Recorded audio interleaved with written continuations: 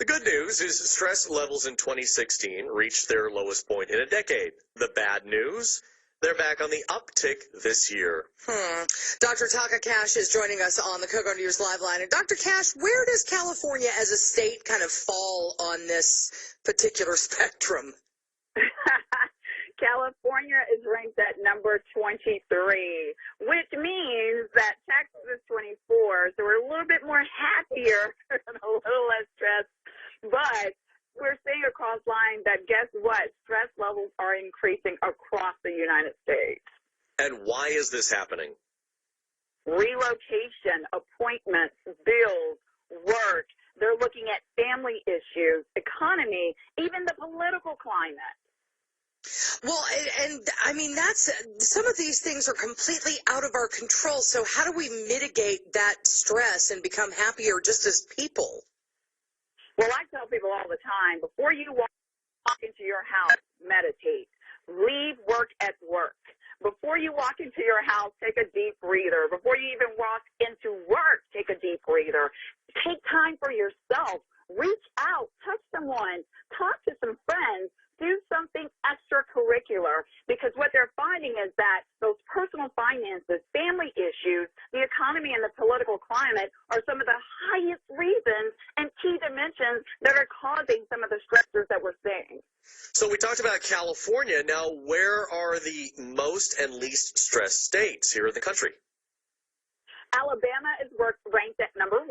We have Louisiana at number 2. Mississippi, which is my home state, is at number 3. I was like, oh my God. West Virginia was at number 4. And the least stressed state, guess what, guys? At number 51 was Minnesota. Number 50, North Dakota. Number 49 was Iowa. 48 was South Dakota. And 47 was Utah. Now, why do they have less stress? They're in the middle of nowhere? Well, actually, they found that they had the highest number of psychologists that are there, that they also have, on average, the best rates for average number of hours of sleep per night, that they have the least rates for divorces, and that, guess what? They like what they're doing. They like their jobs. That's why they have the least number of stress. We're doing something wrong here. I know.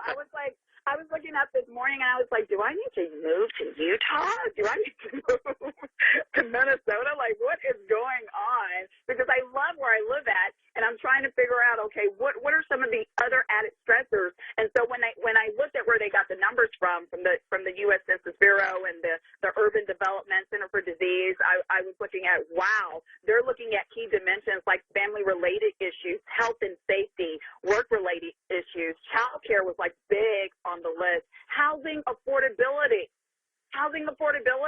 Think about it. In California, San Diego alone, housing is what? How do you think I can afford to live there? Basically, $500,000 is the average price. Exactly.